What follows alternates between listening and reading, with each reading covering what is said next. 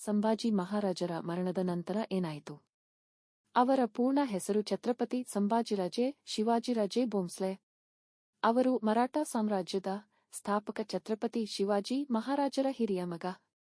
ಸಂಭಾಜಿಯ ಮರಣದಿಂದ ಮರಾಠ ರಾಜ್ಯವು ಅಸ್ತವ್ಯಸ್ತವಾಯಿತು ಮತ್ತು ಅವರ ಕಿರಿಯ ಮಲಸಹೋದರ ರಾಜಾರಾಮ್ ಸಿಂಹಾಸನವನ್ನು ವಹಿಸಿಕೊಂಡರು. ರಾಜಾರಾಮ್ ಮರಾಠ ರಾಜಧಾನಿಯನ್ನು ದೂರದ ದಕ್ಷಿಣಕ್ಕೆ ಜಿಂಜಿಗೆ ಸ್ಥಳಾಂತರಿಸಿದರು. ಆದರೆ ಸಂತಾಜಿ ಗೋರ್ಪಡೆ ಮತ್ತು ಧನಾಜಿ ಜಾಧವ್ ಅವರ ನೇತೃತ್ವದಲ್ಲಿ ಮರಾಠ ಗೆರಿಲ್ಲಾ ಹೋರಾಟಗಾರರು ಮೊಘಲ್ ಸೈನ್ಯವನ್ನು ಕಿರುಕುಳ ನೀಡುತ್ತಲೇ ಇದ್ದರು. ಅವರ ಕಾರ್ಯತಂತ್ರದ ಪ್ರತಿಭೆಯ ಹೊರತಾಗಿಯೂ ಮಹಾರಾಣಿ ಯೇಸುಬಾಯಿ ಮತ್ತು ಅವರ ಚಿಕ್ಕ ಮಗ ಶಾಹು ಮಹಾರಾಜರನ್ನು ಅಂತಿಮವಾಗಿ 1689ರಲ್ಲಿ ಔರಂಗಜೇಬ್ ವಶಪಡಿಸಿಕೊಂಡರು. ಅವರನ್ನು ಮೊಘಲ್ ಸೆರೆಯಲ್ಲಿಡಲಾಯಿತು. ಅಲ್ಲಿ ಅವರನ್ನು ಮರಾಠ ದಂಗೆಗಳನ್ನು ನಿಗ್ರಹಿಸಲು ರಾಜಕೀಯ ಒತ್ತೆಯಾಳುಗಳಾಗಿ ಬಳಸಲಾಯಿತು. ಔರಂಗಜೇಬನು ವಯಸ್ಸಾದಂತೆ ನಿರಂತರ ಮರಾಠ ಪ್ರತಿರೋಧವನ್ನು ನಿಗ್ರಹಿಸುವುದು ಅವನಿಗೆ ಹೆಚ್ಚು ಕಷ್ಟಕರವಾಯಿತು.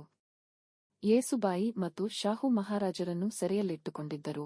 ಮರಾಠರು ತಮ್ಮ ಕಳೆದುಹೋದ ಪ್ರದೇಶಗಳನ್ನು ಮರಳಿ ಪಡೆಯುವುದನ್ನು ಮುಂದುವರೆಸಿದರು. ಔರಂಗಜೇಬನು ಡೆಕ್ಕನ್ನಲ್ಲಿ ಸುಮಾರು 2 ದಶಕಗಳ ಕಾಲ ಹೋರಾಡಿದನು, ಆದರೆ ಅವನ ಸಾಮ್ರಾಜ್ಯ ದುರ್ಬಲಗೊಳ್ಳುವುದನ್ನು ನೋಡಿದನು. 1707ರಲ್ಲಿ ಔರಂಗಜೇಬನ ಮರಣದ ನಂತರ ಶಾಹು ಮಹಾರಾಜನನ್ನು ಬಿಡುಗಡೆ ಮಾಡಿ ಮರಾಠರ ತಾಯ್ನಾಡಿಗೆ ಹಿಂತಿರುಗಿಸಲಾಯಿತು.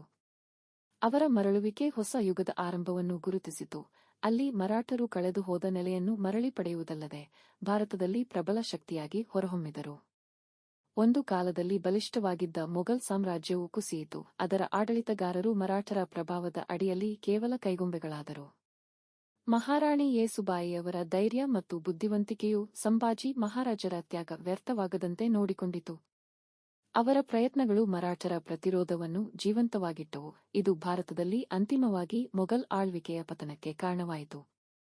ಮರಾಠರು ಸಂಭಾಜಿಯವರ ಸಾವಿಗೆ ಸೇಡು ತೀರಿಸಿಕೊಂಡರು. ಅವರ ಹುತಾತ್ಮತೆಯು ಅಂತ್ಯವಲ್ಲ, ಆದರೆ ಸ್ವರಾಜ್ಯಕ್ಕಾಗಿ ದೊಡ್ಡ ಹೋರಾಟದ ಆರಂಭ ಎಂದು ಸಾಬೀತುಪಡಿಸಿದರು.